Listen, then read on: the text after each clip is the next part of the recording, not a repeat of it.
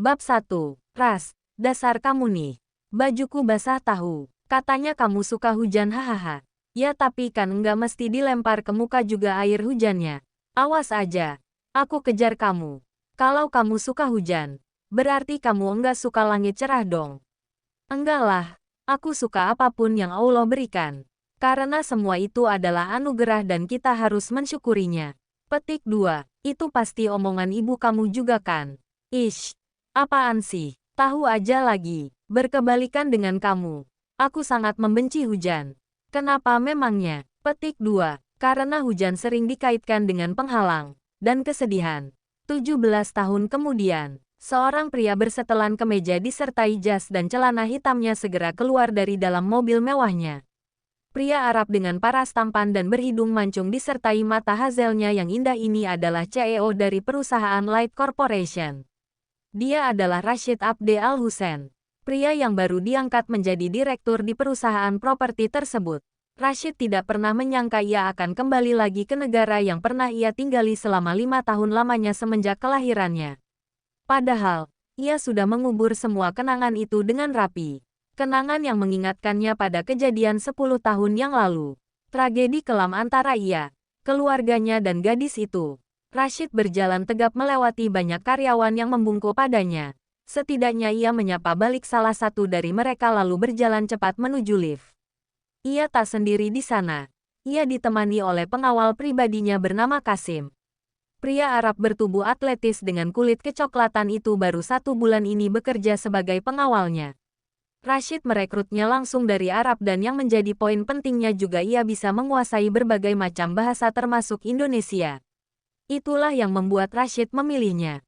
Setidaknya ia cukup berguna untuknya. Karena banyak kosakata Indonesia yang sudah ia lupakan semenjak tinggal lama di kampung halamannya sana.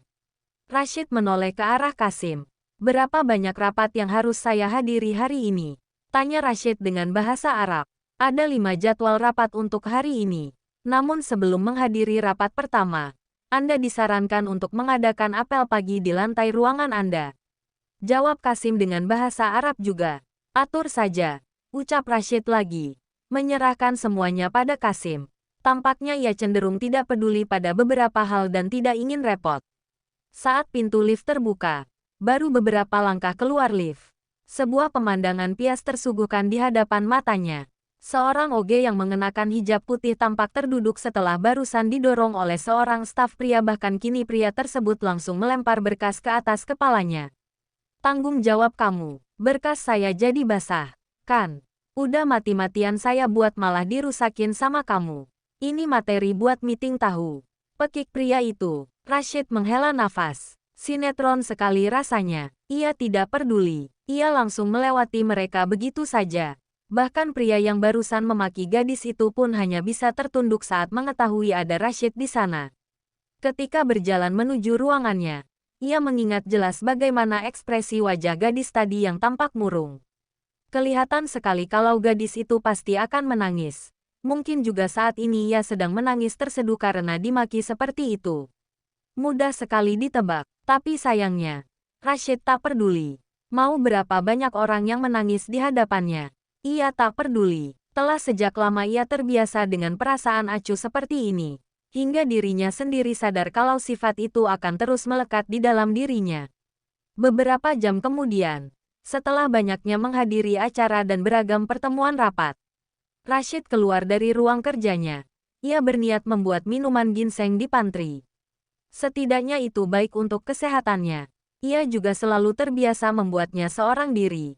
Ia tidak terlalu sering mengandalkan OB atau pembantu atau apapun itu untuk membuatkannya. Beberapa orang yang ada di pantry, para OB dan OG saling menyingkir dari sana secara terpaksa.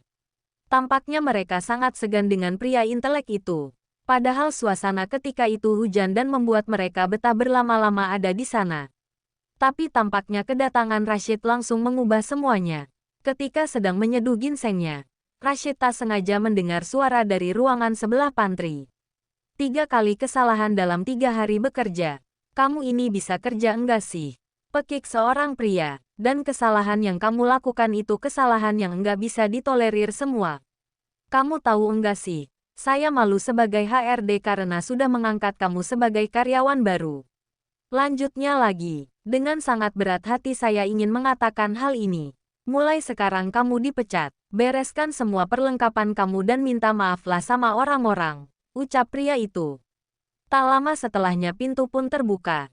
Tampaknya orang yang barusan diomeli itu sudah keluar.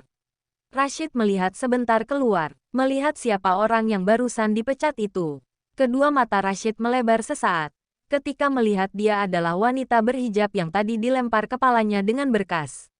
Jadi itu, dia. Wanita itu segera menoleh ke arah Rashid, yang untungnya Rashid langsung sigap masuk ke dalam pantry kembali.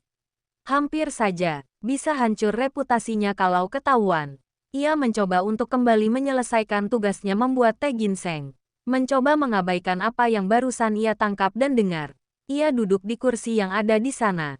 Ia pandangi langit di luar jendela sana. Kenapa ya cuaca mendadak mendung? Atau mungkin memang sudah sejak tadi cuacanya mendung seperti ini? Rashid terus memandangnya seraya menyelurup teh tersebut dengan hikmat. Air hujan pun mendadak turun dengan deras. Ia menikmati semua pemandangan itu. Sejujurnya, ia tidak menyukai hujan. Hanya saja tiap buliran airnya yang menerjang tanah dan membasahi ruang, kembali mengingatkannya tentang gadis itu. Kenapa ya? Sudah 17 tahun berlalu tapi dirinya masih saja terus mengingat teman masa kecilnya itu. Tiba-tiba seorang wanita berhijab putih dan berseragam biru kembali dapat ia lihat melalui matanya. Tepatnya wanita yang kini mengenakan tas itu berdiri di depan kaca jendela pantry. Menghalangi jelas seluruh pandangannya yang sedang serunya menatap hujan. Wanita itu tampaknya akan pulang sekarang. Setelah barusan dipecat. Kasihan sekali. Tapi, kenapa dia malah hujan-hujanan? Wanita itu berjalan menerabas derasnya hujan saat itu. Ia berhenti di tengah hujan lalu memandang ke atas hujan. Wanita yang mudah sekali ditebak. Pasti saat ini dia sedang menangis di antara hujan. Mencoba untuk meniru gaya sinetronkah dia? Rashid terus menatap seksama wanita itu dari kejauhan. Tapi kenapa ya? Seakan ia melihat wanita itu sedang merasa sebaliknya. Kok rasanya dia kelihatan senang ya? Berbeda jauh dengan pemikirannya saat itu. Bahkan wanita itu tampak tersenyum ketika mendongakkan wajahnya. Rashid yang semakin penasaran pun segera maju ke depan. Langkah demi langkah hingga akhirnya ia berdiri tepat di depan pantry. Tidakkah dia ini bodoh? Di saat semua orang menghindari hujan, dia malah membiarkan dirinya kebasahan. Dia terlihat menyukainya. Apa yang membuatnya begitu menyukai hujan? Bahkan saat ini wanita itu sedang memutarkan dirinya di antara hujan lalu bertingkah layaknya kapal terbang. Berlari-lari, memutari tempat yang sama. Kenapa? Saat melihatnya seperti ini ia jadi teringat dengan gadis itu. Bab 2. Gadis yang selalu mengatakan jika hujan adalah suatu berkah dari Yang Maha Kuasa. Dia benar-benar aneh. Padahal ia baru saja dipecat dan yang seharusnya ia lakukan adalah menangis sekarang. Tapi kenapa? Dia malah tertawa. 1 jam kemudian, seorang wanita berhijab putih tadi pulang ke rumahnya. Nama wanita cantik berusia 25 tahun itu adalah Hafa. Ia mengucap salam ketika membuka pintu rumahnya dan masuk ke dalam. Ia terduduk di sisi lantai rumah yang sepi dan datar tanpa banyak benda tersebut. Lalu sandarkan punggung belakangnya ke dinding. Ia telungkupkan badannya termasuk wajahnya ke lutut. Ia benar-benar merasa menyesal atas apa yang terjadi tadi. Meskipun beberapa saat lalu ia sempat tertawa ketika melihat hujan. Entah kenapa saat kembali ke rumah seperti ini, ia jadi teringat oleh banyak hal. Ia merasa sangat ingin menangis. Ya, ia menangis saat itu. Melampiaskan semuanya dengan isakan yang dalam. Seharusnya ia tidak melakukan hal aneh di hari pertamanya bekerja 2 hari yang lalu. Bahkan dalam sekejap mata ia langsung dipecat dari perusahaan yang sudah menerimanya lapang dada itu, tanpa melihat riwayat masa lalunya yang kelam. Tidak seperti perusahaan-perusahaan lainnya, tiba-tiba pintu rumahnya dibuka. Seseorang masuk. Hafa segera mengusap air matanya dan berekspresi biasa kembali. Ia segera bangkit dari duduknya dan mengucap salam. Waalaikumsalam, ucapnya. Ternyata itu adalah ibunya, Ratmi. Wanita berusia 48 tahun yang baru pulang dari tempatnya bekerja sebagai buruh cuci. Loh kamu udah pulang, nak? Tanya Ratmi. Iya, Bu, aku dipecat. Ucap Hafa langsung berlalu pergi meninggalkan ibunya yang tampak terheran. Dipecat, Hafa berniat masuk ke dalam kamarnya namun seketika pandangannya melihat ke arah kamar di sebelahnya. Kamar yang rapi, bersih dan sepi tanpa ada satupun penghuni di dalamnya. Kamar yang biasa ia lihat ada orang itu di sana. Kakak kembarnya, Kak Gaitsa. Mendadak terlintas pemikiran menyakitkan di kepalanya. Memori yang sudah lama ia kubur. Saat ketika dirinya mengambil pisau dan menusuk wanita itu. Kejadian yang sangat ia sesali. Sepanjang waktu, seorang gadis mendekatinya dan menepuk pundaknya. Kak, jangan ngelamun, nanti kesambet loh, ucap Feby. Adik perempuan satu-satunya. Ngelamunin apaan sih? Kak Gaitsa lagi. Aku kan udah bilang yang. Belum selesai bicara. Hafa langsung tersenyum dan berkata. Kakak masuk dulu. Pamitnya berlalu masuk dan menutup kamarnya. Feby mencebik. Biasa banget deh. Suka murung enggak jelas kayak gitu. Tapi kok jam segini udah pulang sih? Tanda seru petik 2. Tanya Feby heran. Hafa duduk di atas kasurnya dan letakkan tasnya di dekat kaki. Ia langsung tidurkan dirinya ke atas kasur dengan posisi miring dan mendekap bantal seraya membatin. Ya Allah, kuatkanlah hamba. Aku memiliki banyak impian dan keinginan. Aku juga memiliki banyak orang untuk kubahagiakan. Lalu Allah mengujiku melalui kesusahan yang kudapat untuk menggapainya. Tapi sedikit pun aku tidak akan pernah menyalahkan dirinya. Karena, mungkin saja itu karena aku yang kurang berusaha atau memang aku kurang bisa mengoptimalkan beberapa hal. Setidaknya, aku harus bisa melalui ini semua. Di bawah lampu disko yang kerlap-kerlip. Di antara ruangan yang gelap dan suara musik yang menggema di seluruh ruangan tersebut. Banyak orang menari di hadapan seorang DJ. Rata-rata dari mereka banyak yang mabuk namun tetap memaksa menari dan ada juga dari mereka yang menari bersama para wanita malam bayarannya. Satu dari sekian mereka yang bersama para wanitanya adalah Rashid. Sejujurnya ia sedang mabuk sekarang. Tampaknya ia sedang banyak pikiran saat itu. Makanya ia memilih untuk melampiaskan dirinya untuk banyak minum dan berakhir mabuk-mabukan. Wanita malam itu memaksa Rashid untuk menari bersamanya di sana. Meskipun ia pun sendiri tahu jika lelaki tampan itu sedang di bawah pengaruh alkohol yang kuat. Rashid tampak sempoyongan ketika menari hingga akhirnya ia pun dipeluk oleh wanita berpakaian serba ngepas dan pendek itu. Wanita itu tersenyum licik. Tuan, sekarang kita ke kamar yuk, ajaknya. Ia segera menuntun Rashid ke sebuah kamar dan merebahkannya ke atas kasur. Wanita itu pun tahu jika lelaki tampan yang ia bawa ini bukanlah orang sembarangan.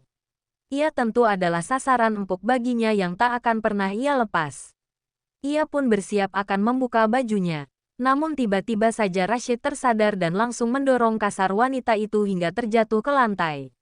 Wanita itu meringis kesakitan. What do you want, you bitch? Seru Rashid. Ia langsung pergi dari kamar itu. Membuka pintu yang semula terkunci itu. Meninggalkan sang wanita mendecik. Sialan. Gagal lagi rencana gue. Rashid jalan cepat meski sempoyongan. Pergi keluar dari diskotik itu. Bahkan beberapa kali ia terlihat menendang tong sampah. Tersandung batu hingga menabrak beberapa orang. Ia benar-benar tidak bisa mengendalikan dirinya. Hingga pada akhirnya ia pun sampai ke depan mobilnya lalu masuk. Salahnya ia tidak membiarkan Kasim untuk menemaninya kala itu. Jadinya ia harus pulang dalam keadaan mabuk seperti ini seorang diri. Ini semua tak lain terjadi karena ia terlalu marah tadi. Kepada semuanya, Rashid menyalakan mobilnya dan mengendarainya dengan cepat keluar dari area parkir tersebut. Ia tancap gas full sepanjang perjalanan. Setidaknya itu adalah salah satu hal yang harus ia lakukan agar bisa cepat sampai ke rumahnya. Kecepatan mobil di atas 140 km per jam kala itu. Di jalanan lurus yang sepi dan gelap itu, mobil melaju kencang tanpa menghiraukan bahaya sekalipun. Beberapa mobil di depan ia salip dengan ugal-ugalan. Ia merasa sangat puas. Ia injak terus pedal gas mobilnya, tertawa. Seiring dengan terputarnya kembali ingatan menyebalkan di dalam kepalanya. Tentang kejadian tadi sore, penyebab dirinya marah besar. Kenapa ke sini? Belum puas Anda membuang saya. Saya ke sini. Anda juga ikut ke sini. Apa mau Anda? Jaga bicara kamu. Rashid, dia itu papa kamu. Apanya yang papa? Dia membuang saya ke sini hanya untuk membuat istri mudanya itu senang dan menguasai harta yang diberikan di sana. Lalu sekarang, ketika saya ke sini, Anda berniat untuk menganggap saya sama seperti anak Anda lainnya. Memangnya saya tidak punya hati? Anda membuang saya ke perusahaan yang notabene sudah akan bangkrut, lalu berniat untuk membuat saya menderita di sini, merasa malu. Sedangkan anak Anda yang lain diperlakukan layaknya seorang anak raja. Lalu untuk apa Anda kemari? Mencoba memastikan kalau saya masih hidup. Saya tahu dengan jelas, kalau saya bukanlah anak yang patut untuk Anda banggakan. Saya anak dari seorang pelacur, yang sejak awal tidak pernah ada di dalam garis keluarga ini. Mobil terus melaju kencang dengan kecepatan tembus 150 km per jam. Rashid menatap benci ke depan. Ia bahkan sangat sesumbar untuk menabrak apapun yang ada di hadapannya. Meski pada akhirnya ia tidak melakukan itu. Kenapa kamu jadi suka hujan sekarang? Memangnya kamu aja yang boleh. Rashid, lari. Kenapa kamu nangis? Sekelebatan pikiran itu terlintas hingga membuat Rashid semakin beremosi saat itu. Tiba-tiba ada orang yang menyeberang. Rashid terkejut dan refleks banting setir ke kiri, namun karena saking kencangnya laju mobil hingga membuat ban mobilnya tergelincir ngepot dan berputar-putar searah jarum jam. Hingga berada di lajur arah berlawanan. Sebuah mobil van dari lajur lawan itu yang juga sedang melaju kencang pun langsung menabrak dengan cepat mobil Rashid. Tubrukan kencang itu pun membuat kaca depan mobil Rashid pecah kacanya secara serentak. Pecahan yang terlempar itu masuk ke dalam dua mata Rashid hingga ia berteriak kencang merasakan kesakitan. Mobil Rashid terseret sejauh puluhan meter hingga akhirnya ringsek bagian depannya. Rashid terjepit di antara besi-besi mobil yang bengkok itu. Rashid dibawa ke rumah sakit dengan segera dalam kondisi kritis. Bab 3. 2 bulan kemudian, Hafa masih belum memiliki pekerjaan. Ia sering berdoa, salat duha dan salat malam untuk diberi kemudahan dalam mencari pekerjaan. Siangnya juga ia sering mengajak Diana, sahabat karibnya, untuk menemaninya mencari pekerjaan.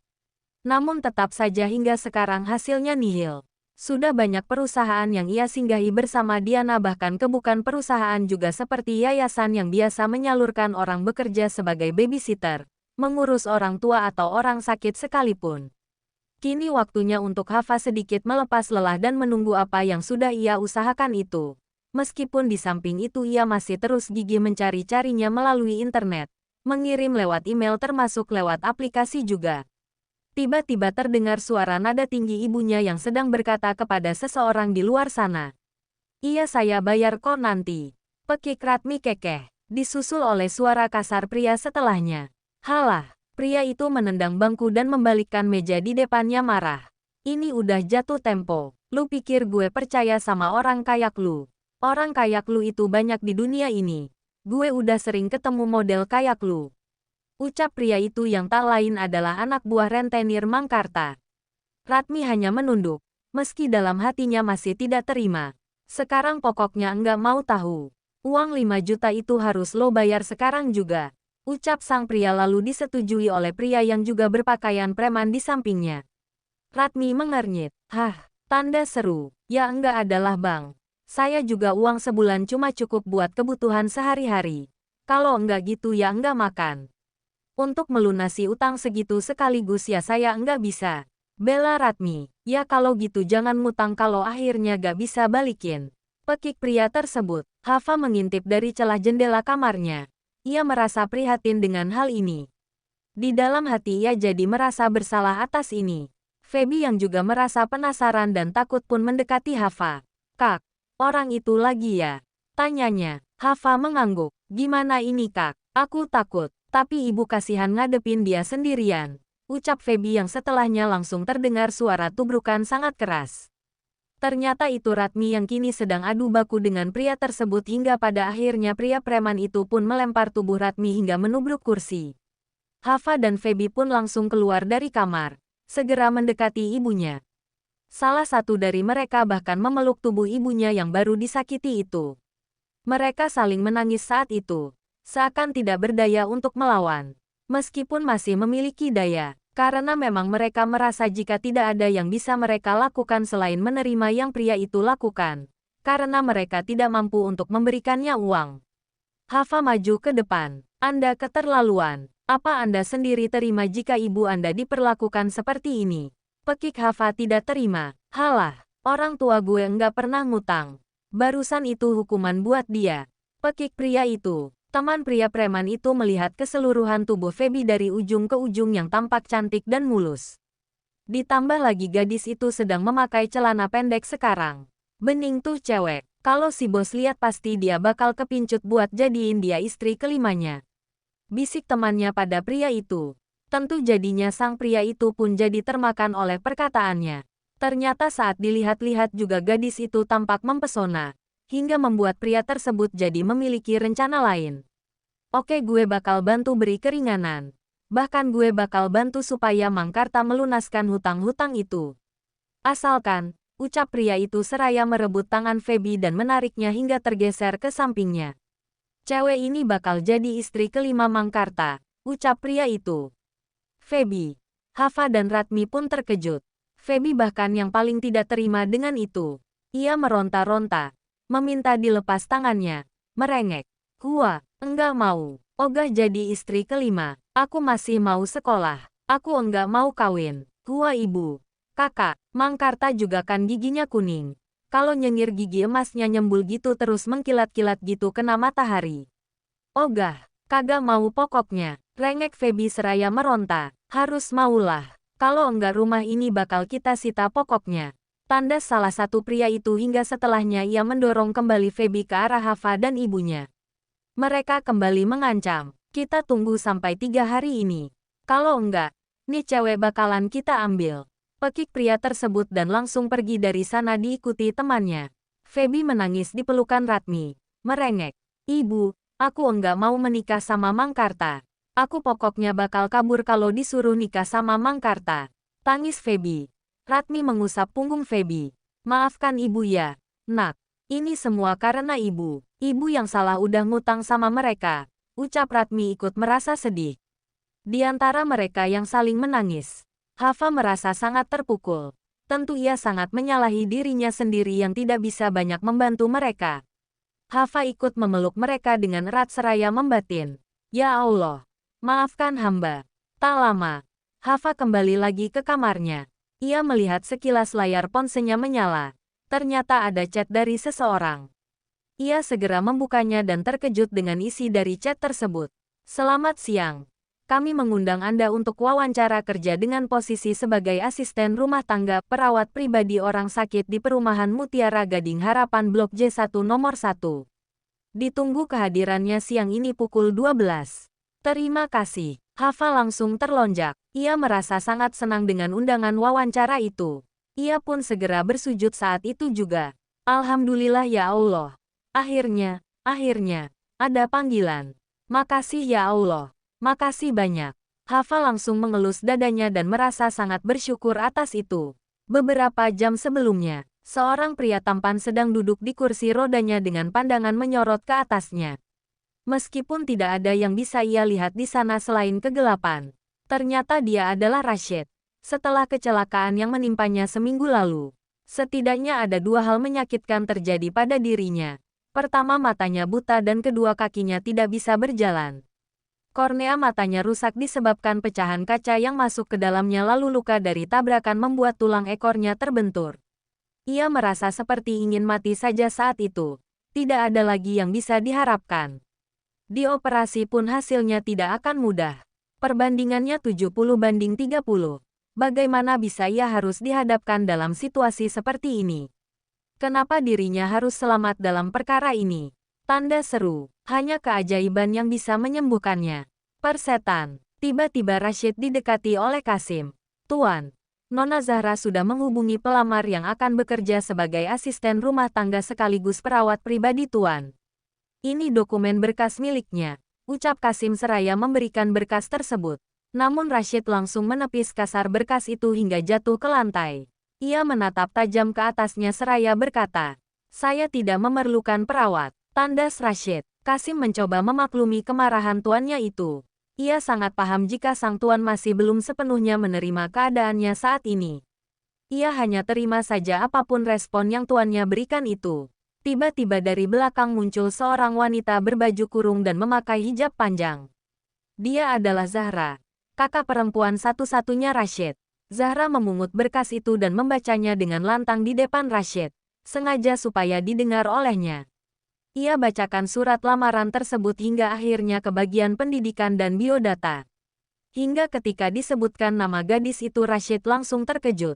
Nur Al-Hafa usia 25 tahun pendidikan. Rashid merasakan keanehan dari arti namanya. Cahaya di antara hujan. Kata-kata itu diartikan dari bahasa Arab. Entah kenapa Rashid jadi terkenang dengan gadis itu. Gadis dengan pemilik nama yang juga berarti hujan. Zahra selesai membacakan seluruh biodata Hafa dengan cepat. Lalu ia bertanya pada Rashid. Gimana, kamu mau sama orang ini? Tanyanya. Rashid melengos. Terserah. Ucapnya tidak ikhlas. Meski dalam hati ia sangat penasaran dengan siapa pemilik nama itu.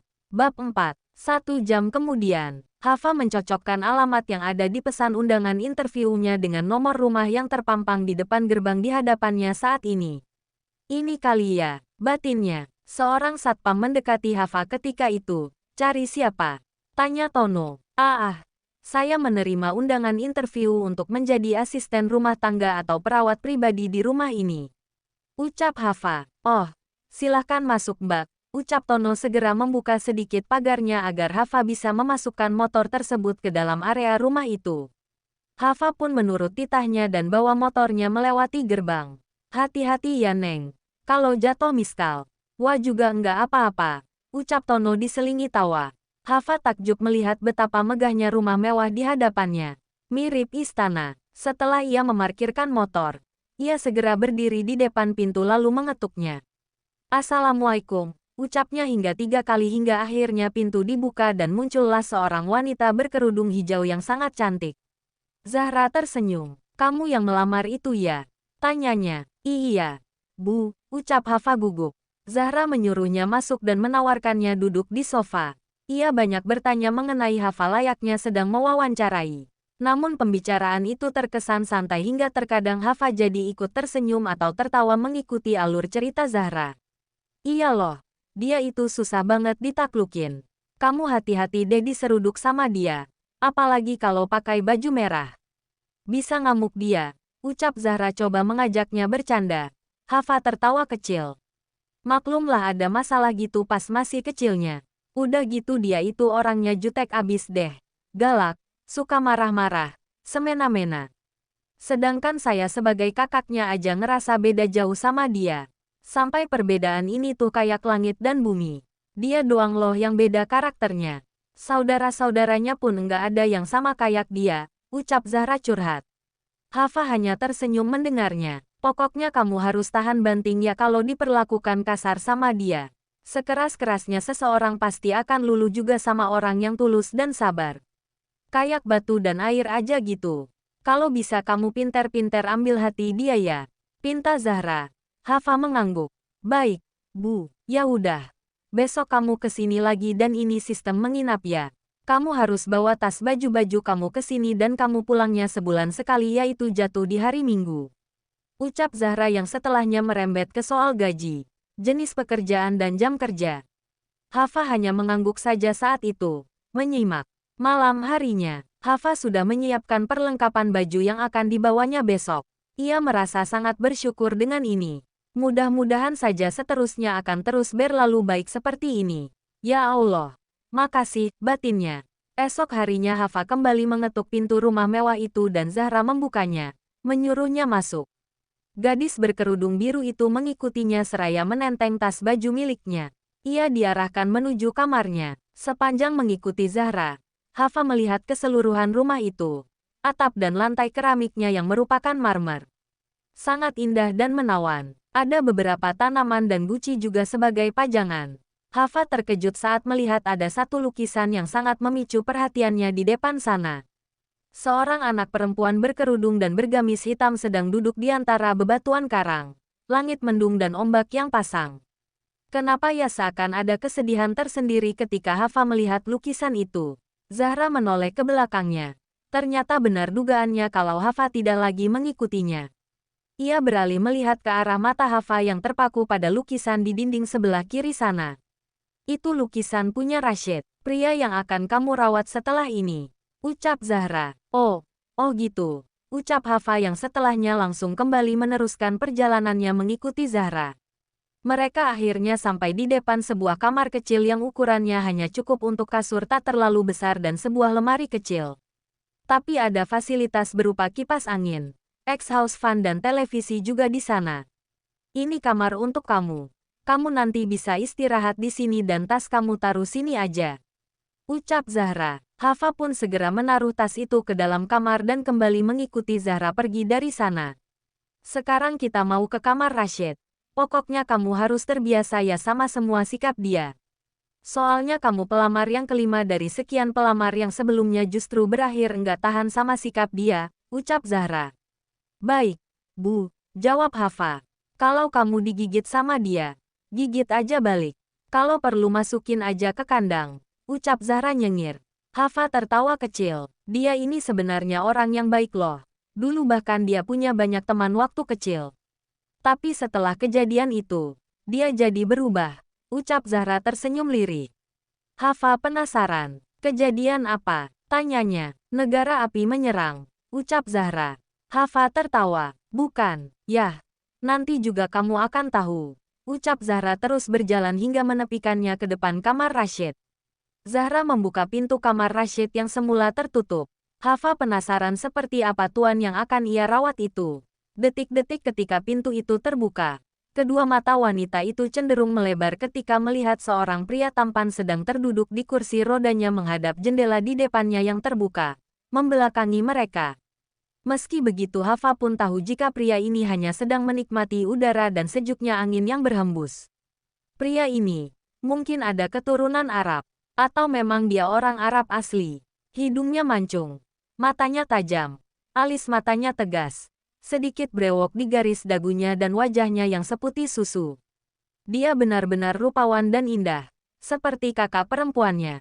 Jadi ini yang namanya Rashid. Kenapa ketika mengingat nama Rashid, serasa familiar ya di kepalanya. Serasa pernah memiliki kenangan yang dalam tentang nama itu. Hafa sesegera mungkin menyadarkan lamunannya. Zahra berkata pada adik semata wayangnya itu. Rashid, ini wanita yang sekarang jadi art sekaligus perawat kamu. Ucap Zahra. Rashid hanya terdiam saat itu. Tidak banyak yang ia lakukan selain menoleh sebentar ke belakang lalu meluruskan kembali pandangannya. Percuma juga ia menoleh jika dirinya tidak bisa melihat wanita itu. Ayo perkenalkan diri kamu, bisik Zahra pada Hafa. Halo, Tuan. Nama saya Nur Al-Hafa. Tuan bisa memanggil saya Hafa. Kalau Tuan ada perlu apa-apa, Tuan bisa panggil saya atau membunyikan lonceng yang sudah Tuan miliki. Nanti saya akan ke sini secepat mungkin. Sebisa saya, ucap Hafa. Bagaimana jika kamu tidak datang secepat yang saya inginkan? Kamu tidak keberatan saya hukum? Tanda seru petik 2. Tanya Rashid dengan pandangan yang masih lurus ke jendela. Hafa terkejut. Begitupun dengan Zahra.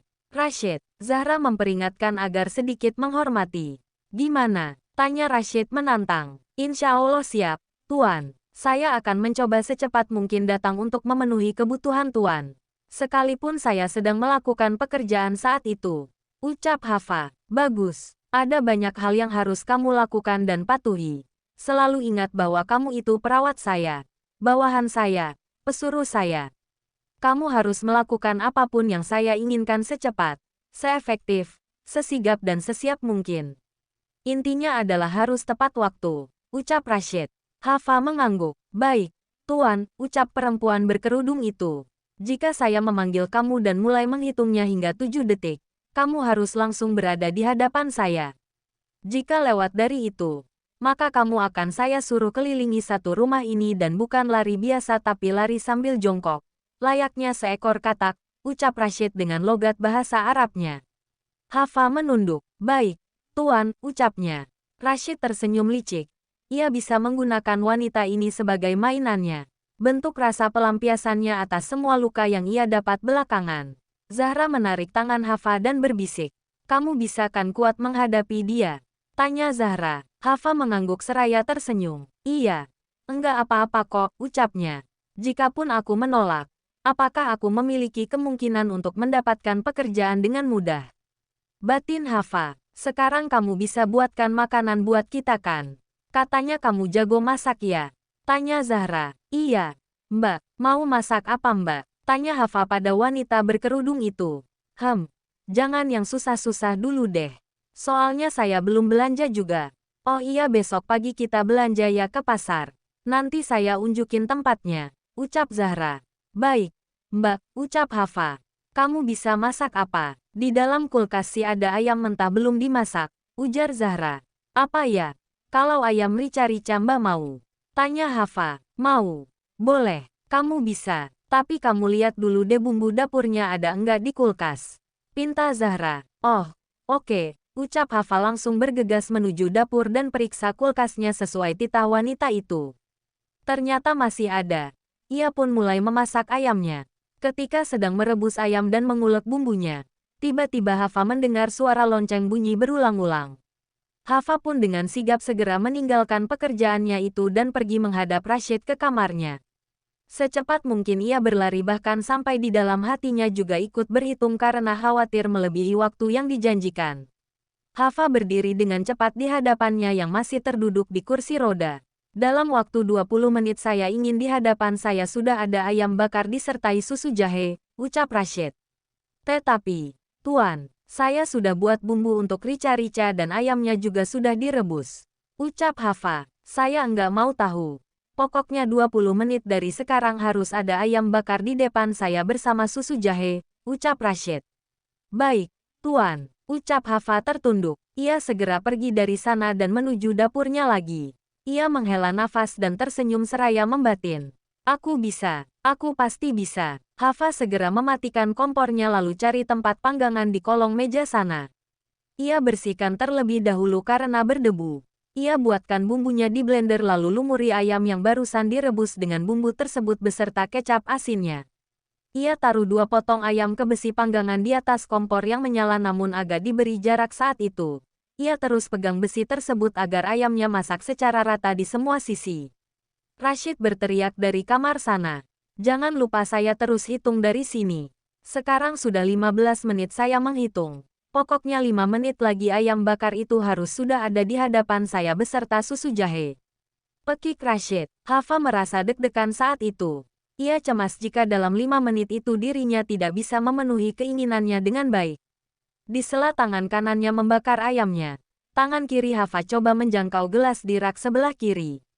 Tangan kirinya nyalakan kompor di sebelahnya yang kosong. Masak air panas.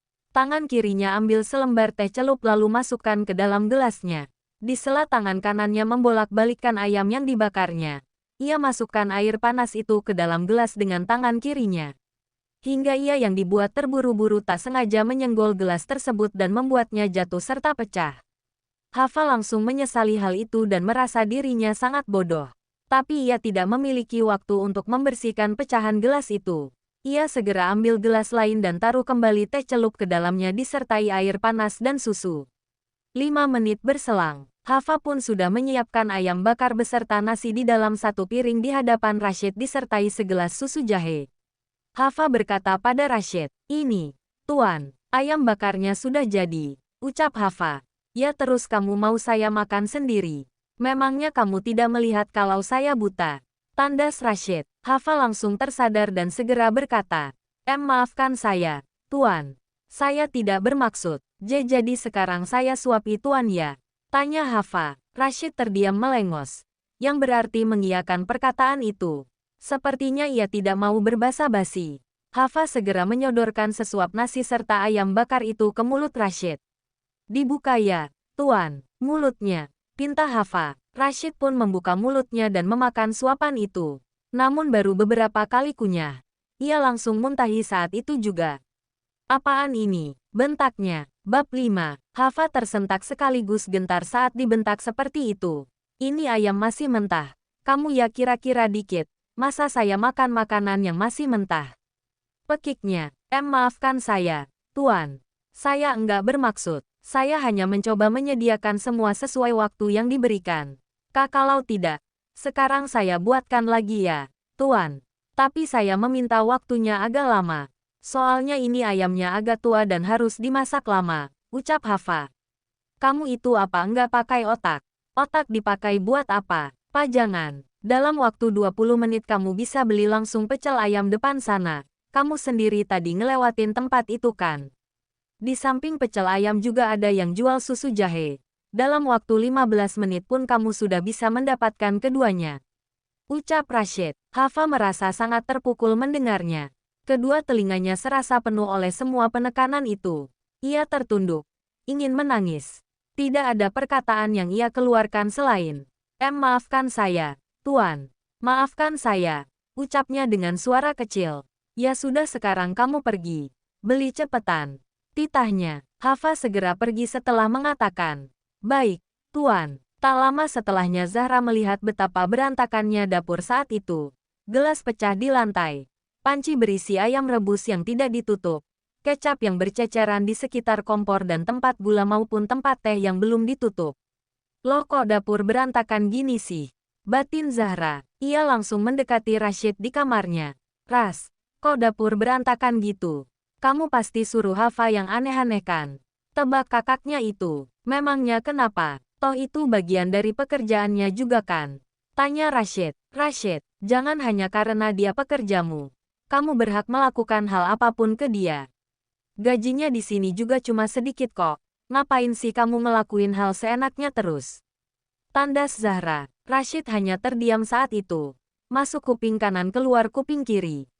Tidak peduli. Dia sekarang kemana? Tanya Zahra. Rashid hanya terdiam hingga 2 kali Zahra mengatakan hal yang sama. Adik semata wayangnya itu pun berkata.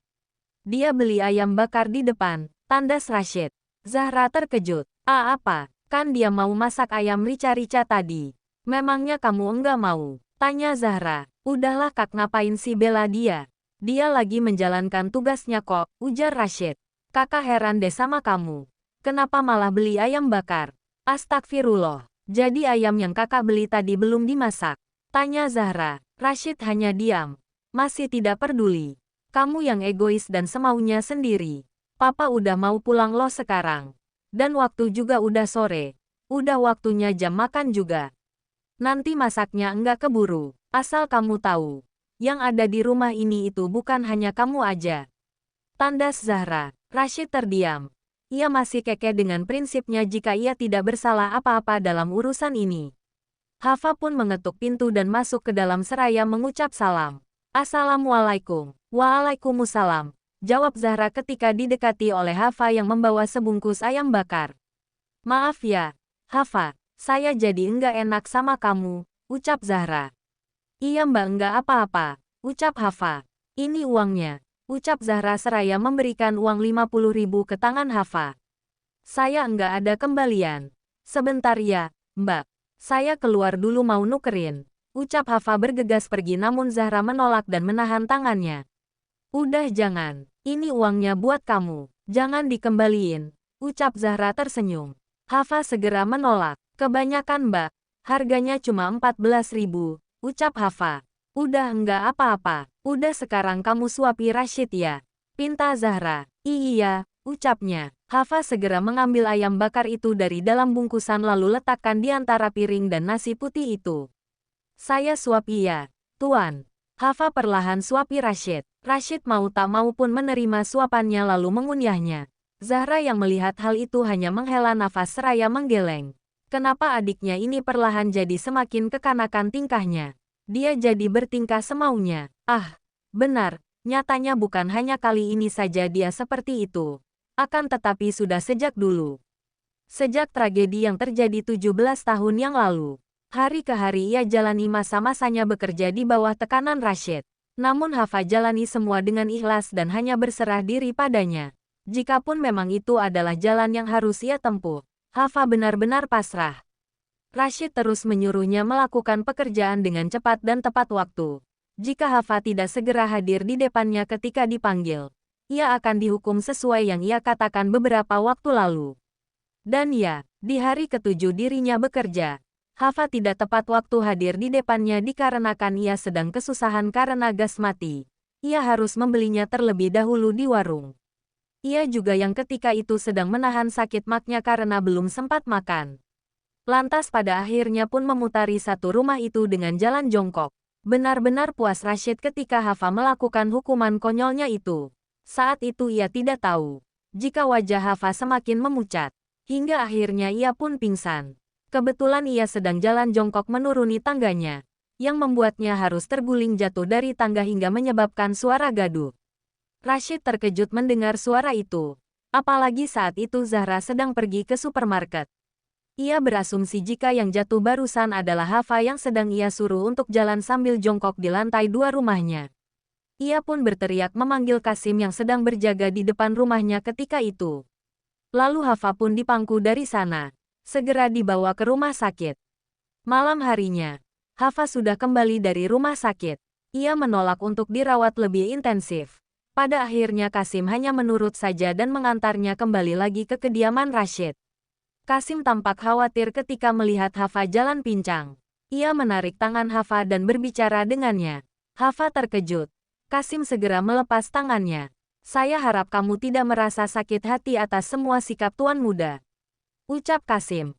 Tampaknya ia pun tahu jika penyebab Hafa terjatuh karena dititah Rashid untuk memenuhi hukumannya jalan jongkok. Hafa tersenyum. Iya kok, enggak apa-apa. Makasih ya udah mau nganterin, Mas Kasino. Ucap Hafa tanpa sadar membuat Kasim tertawa. Ia meralatnya. Kasim, ucapnya. Hafa langsung menepuk jidatnya. Astagfirullah. Aku ganti nama orang seenaknya hehe. Maaf ya. Ucap Hafa tertawa miris. Iya. Enggak apa-apa. Enggak perlu ngasih nasi kuning juga. Ucap Kasim mencoba mengakrabkan diri. Hafa tersenyum. Ia segera mempermisikan dirinya masuk ke dalam kamar mandi. Ia basuh mukanya dengan air wastafel yang ada di depan kaca yang agak lebar itu. Hafa melihat pantulan wajahnya di depan kaca. Ia tampak kelelahan. Ia menyadari hal itu. Hafa segera keluar dari kamar mandi dalam keadaan sudah berwudu. Ia berpapasan dengan Zahra yang saat itu sedang mengambil segelas air dari dispenser. Ia menyadari jika Hafa baru saja berwudu. Terlihat dari wajahnya yang basah. Kamu udah pulang, Fa? Kamu belum sholat ya? Tanya Zahra. Sepertinya ia pun tidak tahu penyebab utama kenapa Hafa bisa jatuh dari tangga. Tidak ada satupun yang memberitahu jika itu bukan karena kecelakaan semata. Iya, Mbak, aku masuk ke kamar dulu ya, Mbak, ucapnya. Oke, rajin ya dia. Subhanallah, ucapnya. Zahra berjalan mendekati kamar Rashid dan membuka pintu kamar adiknya itu. Menampak Rashid sedang membawa gelas berniat membuka pintunya. Kelihatannya pria itu juga berniat keluar dari kamarnya. Mau kemana? Ngambil air, tanya Zahra. Ya, ucap Rashid masih terkesan jutek. Ras, kamu harusnya jangan terlalu menekan terus-terusan Hafa. Kasihan dia. Kelihatannya mungkin dia kokoh tapi kita enggak tahu apa yang ada di dalam hatinya. Dia juga kelihatannya anak baik-baik. Dia bahkan nurut aja apa yang kamu minta sekalipun itu permintaan konyol juga. Kakak harap kamu sedikit lebih memahami Hafa, ucap Zahra. Rashid terdiam. Sejujurnya ia sedikit menyesal atas perbuatannya tadi. Mengetahui Hafa harus jatuh dari tangga atas titah konyolnya. Bagaimanapun ia merasa bertanggung jawab atas hal itu. Sini, kakak aja yang ambil, ucap Zahra berniat merebut gelasnya. Rashid menahan gelasnya. Ia tidak memberikannya dan langsung melewati Zahra begitu saja dengan memutar kaki kursi rodanya. Setidaknya Rashid sudah hafal berapa langkah kursi roda yang harus ia tempuh dan berapa kali belokan untuk berjalan menuju beberapa tempat di rumah itu. Contohnya tempat dispenser yang berada di pojokan tengah rumah itu. Rashid menekan dispenser paling kanan yang bertuliskan dingin, hingga air dingin itu mengucur mengisi gelas kosong yang dipegangnya. Ia minum beberapa kali teguk hingga habis. Namun tiba-tiba saja ia mendengar suara segukan dan isakan tangis seorang perempuan entah dari mana. Rashid merasa heran. Suara tangisan siapa itu? Apakah mungkin itu suara hantu? Bab 6. Rashid yang penasaran pun segera jalankan kursi rodanya menuju sumber suara itu. Semakin ia mendekat, maka semakin jelas suara isak tangis itu. Hingga pada akhirnya kursi roda Rashid pun menepi di depan sebuah kamar yang pintunya tertutup. Rashid mendengar jelas suara tangis itu tepat di belakang pintu. Ia coba mengingat-ingat sambil meraba entah dinding, guci atau lemari kayu di sebelahnya. Rashid yang menggabungkan semua pemikiran itu dengan ingatannya pada akhirnya pun menghasilkan sebuah kesimpulan. Jika itu adalah suara tangis Hafa, Dan kamar yang ada di depannya ini adalah kamar khusus pembantu alias kamar Hafa. Rashid entah kenapa jadi terdiam setelah mengetahui kesimpulan itu. Apakah mungkin Hafa sedang menangis disebabkan semua perlakuannya selama ini? Apakah mungkin ia merasa sesedih itu? Entah kenapa Rashid jadi teringat dengan perkataan kakaknya tadi. Ia merasa bersalah. Kakaknya benar tadi. Seharusnya ia tidak bertindak sejauh itu padanya.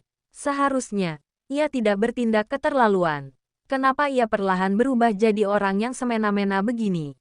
Wanita ini sampai menangis seperti itu pasti karena dirinya merasa sangat tidak memiliki pilihan. Dirinya harus tetap bertahan namun di satu sisi ia merasa. Esok paginya Hafa mengetuk pintu kamar Rashid dan membukanya. Permisi, Tuan. Saya membawa sarapan untuk Tuan. Ucap Hafa seraya membawa senampan makanan dan berjalan mendekati Rashid yang sudah standby di kursi rodanya. Duduk menghadap jendela kamarnya yang terbuka. Hafa letakkan senampan makanan itu ke atas meja lalu ia mulai ambil satu sendok yang akan disuapkan pada Rashid. Makan dulu ya. Bismillahirrahmanirrahim, ucap Hafa seraya menyodorkan sesendok makanan itu ke mulut Rashid. Namun Rashid enggan membuka mulutnya. Hafa terheran. Masih belum lapar ya, Tuan? Tanya wanita berkerudung hitam itu. Rashid masih terdiam menghadap jendela. Merasakan udara sejuk yang berhembus. Ia tiba-tiba berkata saat merasa jika dirinya sedang dipandang bingung oleh Hafa. Antar saya keluar. Saya ingin makan di luar, ucap Rashid. Tetapi di luar mau turun hujan, Tuan. Langitnya sangat mendung dan udaranya juga sudah terasa dingin. Ucap Hafa. Biarin, saya ingin melihat hujan. Dalih Rashid. Hafa sedikit terkejut dengan hal itu. Ia pun menuruti keinginannya. Baik, Tuan, kita pindah ke depan. Ucap Hafa seraya izin mendorong kursi roda Rashid. Membawanya pergi dari sana. Setelah 2 kali bolak-balik dari kamarnya hanya untuk mengambil sepiring makanan yang ditinggalkan tadi di kamar. Hafa pun kembali muncul lagi di depan Rashid. Tepatnya mereka saat ini sedang berada di teras depan rumah.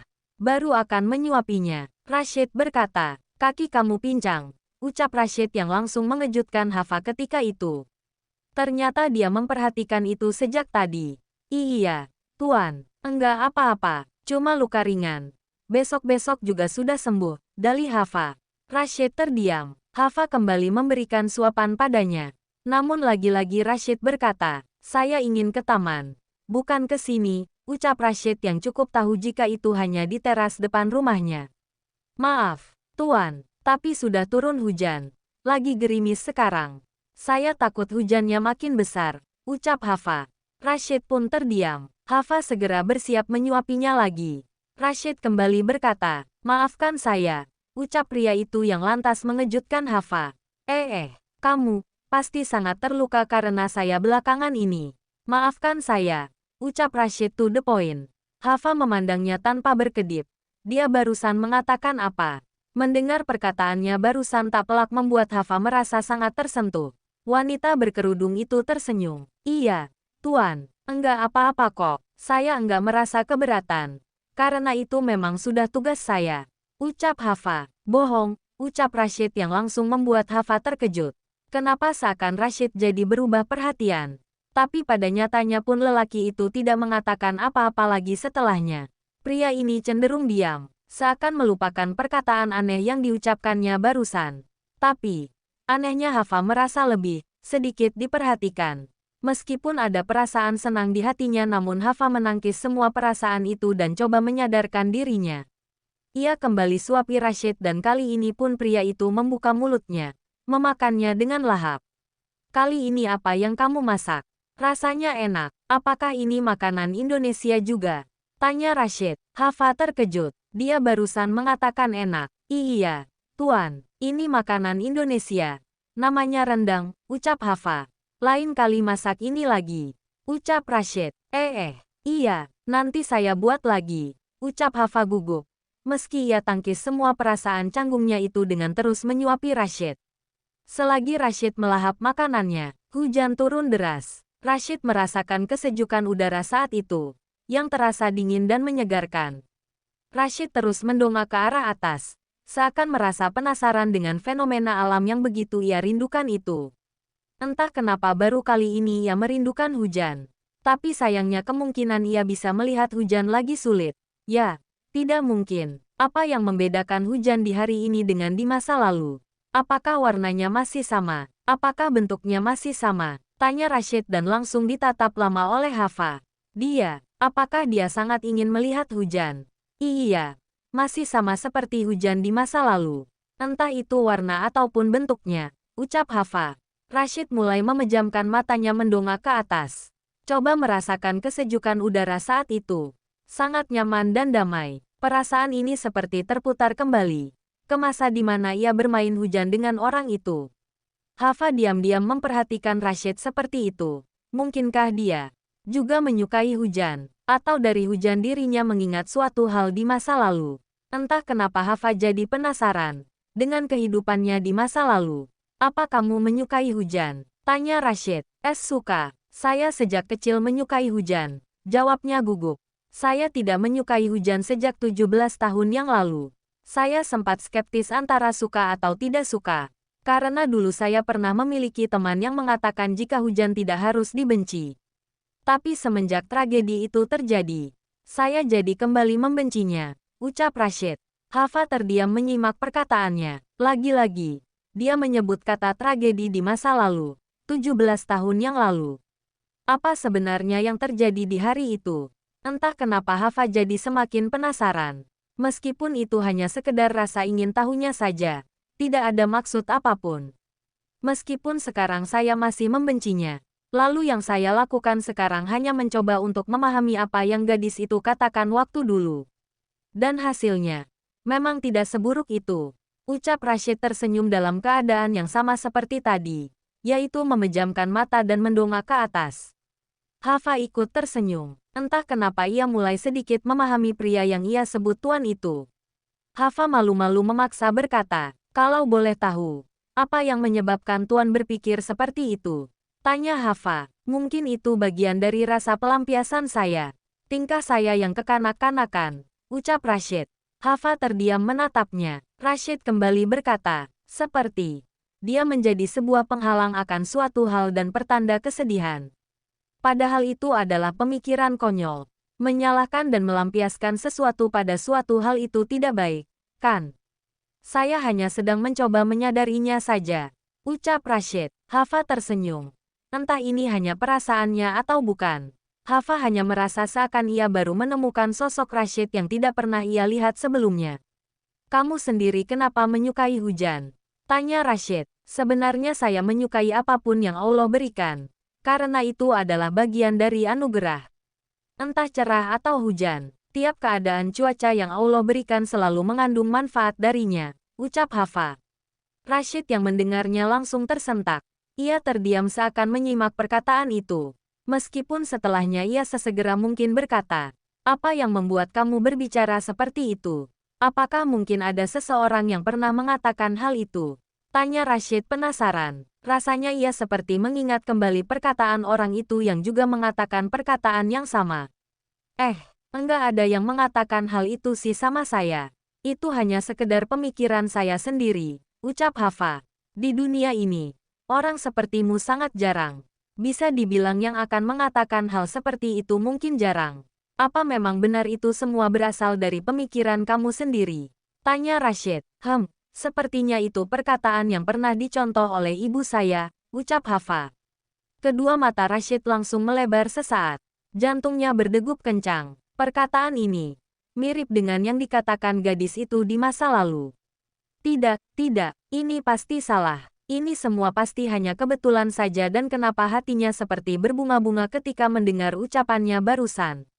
Seakan harapan yang semula sirna kini terbuka lagi peluangnya. Hafa terheran menatap Rashid yang tampak kebingungan dan bahkan terkesan memikirkan sesuatu.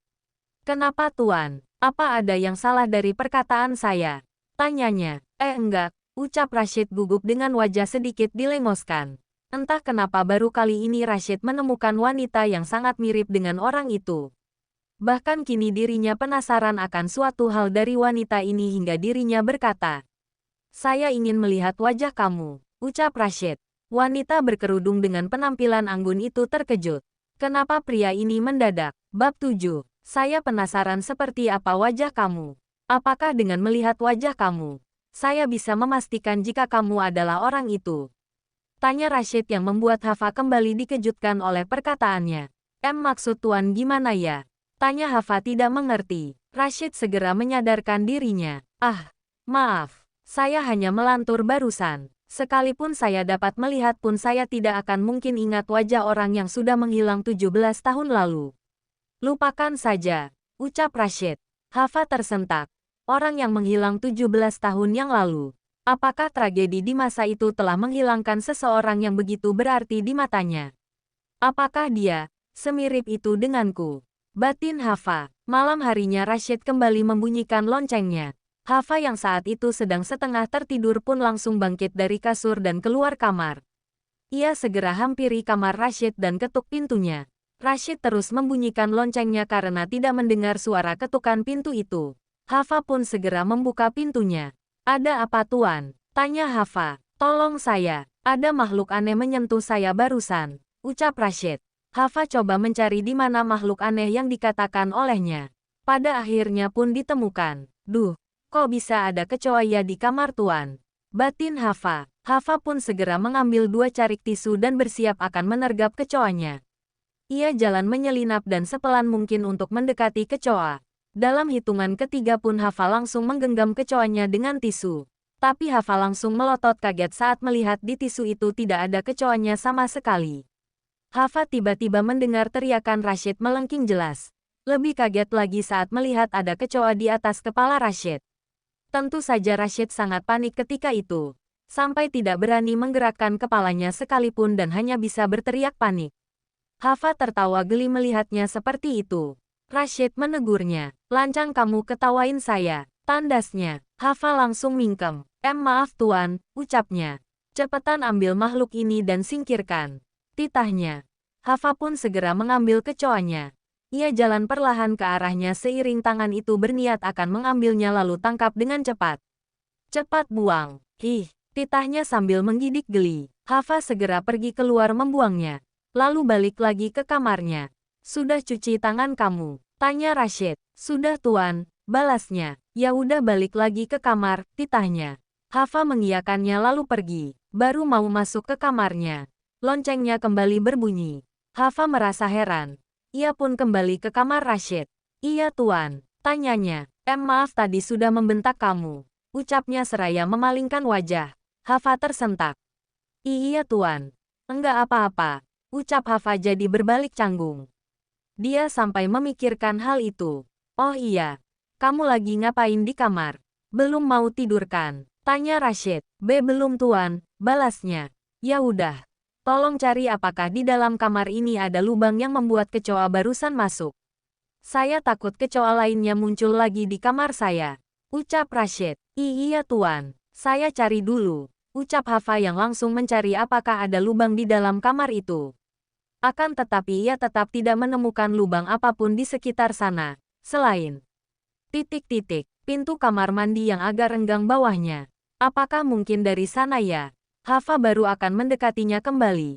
Tetapi matanya kini tertuju pada lukisan yang sama seperti di ruang tamu sana. Seorang anak perempuan berkerudung hitam dan baju serba hitam yang kini tersenyum manis menghadap pelukis. Entahlah, apakah mungkin gadis itu adalah seseorang yang sering diceritakan oleh sang tuan atau bukan? Kamu ngapain di sana? Tanya Rashid merasa heran karena tidak ada pergerakan yang terdengar di telinganya. Maaf Tuan. Kayaknya kecoa itu muncul dari bawah pintu kamar mandi Tuan. Pintu kamar mandinya soalnya agak renggang. Apa tidak bisa disumpal dulu dengan kain? Tanya Rashid. Bentar Tuan. Saya cari kain dulu ke dapur. Ucap Hafa segera pergi ke dapur mencari kain. Lalu ia pun mendapatkannya. Segera ia masuk kembali ke dalam kamarnya dan halangi bagian bawahnya dengan kain-kain tersebut.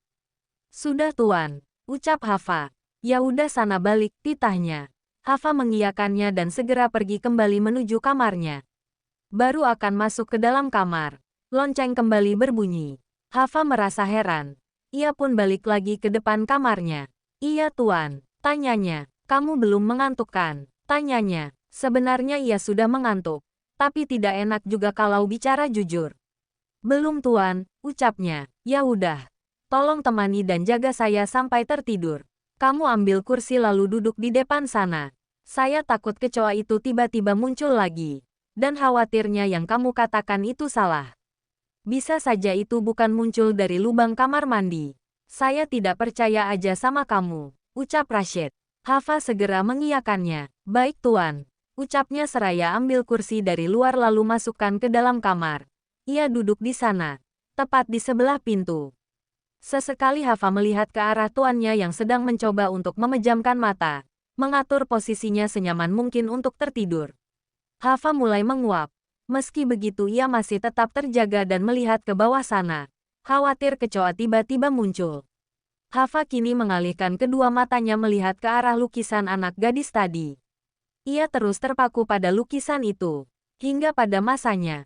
1 jam pun berlalu. Hafa ketiduran, namun tiba-tiba saja ia mendengar suara desahan sang tuan. Ia pun terbangun dan langsung kaget saat melihat sang tuan terjerembab ke bawah kasurnya. Hafa kaget bukan kepalang dan langsung mendekatinya. Tuan kenapa? Tanya Hafa panik. Sakit, perut saya sakit. Keluhnya memegang perutnya. Hafa cemas. Sakit perutnya seperti apa tuan? Mau ke kamar mandi? Tanya Hafa. Iya, antarkan saya, ucapnya dengan suara tercekat. Tangannya terus meremas perutnya. Hafa pun segera angkat lelaki itu sekuat tenaga menuju kursi roda. Lalu bawa dirinya masuk ke kamar mandi dengan kursi roda itu. Bantu dirinya duduk di atas kloset. Nyalakan keran mengisi ember. Ia segera tutup pintunya. Tinggalkan sebuah handuk di sebelah pria itu. Hafa merasa cemas. Apa sebenarnya yang membuat sang tuan bisa sakit perut seperti itu? Apakah salah makan? Hafa coba mengingat-ingat makanan apa yang tuannya makan tadi siang. Ia ingat, Rashid memakan seafood. Apakah mungkin dia alergi makan seafood ya? Buka pintunya, ucapnya. Hafa segera membuka pintunya dan kembali papah dirinya menuju kursi roda. Akan tetapi saat dipapah seperti itu tiba-tiba Rashid merasakan mual yang menyebabkan dirinya muntah di baju yang Hafa pakai. Hafa merasa semakin cemas, berbalik dengan Rashid yang merasa bersalah atas itu. Maaf, apa muntahan saya mengenai bajumu? Tanyanya. Enggak apa-apa tuan. Petik 2. Rashid kembali memuntahkan banyak cairan dari dalam mulutnya. Hafa sibuk menguruti punggungnya. Tuan apa salah makan ya? Tuan punya alergi seafood ya? Tanya Hafa.